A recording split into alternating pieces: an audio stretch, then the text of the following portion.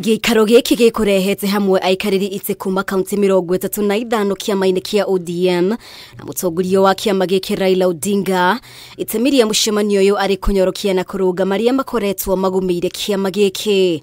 Umwe wa maria mekirirwo mucemanio uyu ni ndetwe kunaini na ambunge arĩa macereire President William Ruto thingiraini wa iregi mweri muhituku unduria wararakire RAILA Odinga na utongoria wa kiama kia ODM arũgamĩrĩri kiama gĩkĩ thĩinĩ wa kaunti makiuga rĩtanĩre ya kweheria kiama-ini.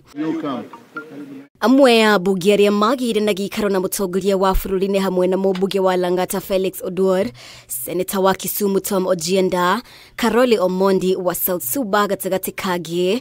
Atongoria aya rĩu makiuga rũcemio rũrũ rũgũkorwo rũrĩkĩonereria kũrĩ arĩa mena mũbango wa gũthiĩ mũgarũ na mĩtaratara ya kiama. State House visit by ODM National Assembly members.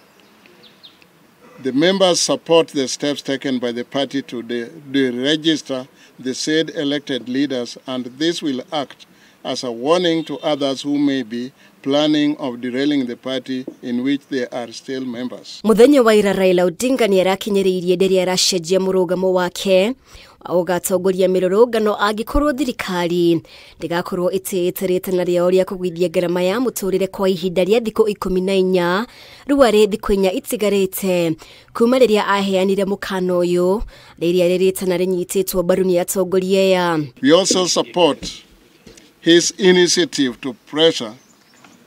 We also support his initiative to pressure to the Kenya Kwanza regime to lower the rising cost of living and call for mass action should the government turn a deaf ear to the people of Kenya.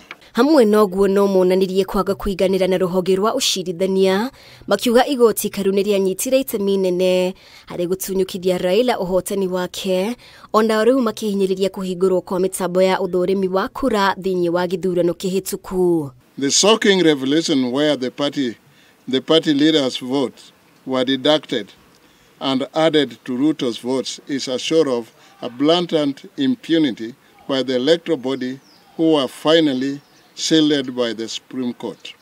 This is the basis to why we demand the opening of the servers so that Kenyans can confirm the truth. We are talking to IBC. He's just intruding. He has taken over even the work of the IBC. Ruto is in the president's office, and answering such questions is insubordination, and we don't like it. In fact, that is dictatorial. Sasa huyu alikuwa wapi siku hiyo mambo hiyo yote ilikuwa? Saa hii miezi 6 baadaye anakuja kutusumbua ati fungueni saba.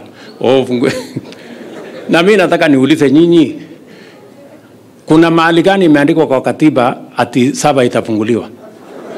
Mimi nataka niwaambie hawa watu, please let us respect the rule of law.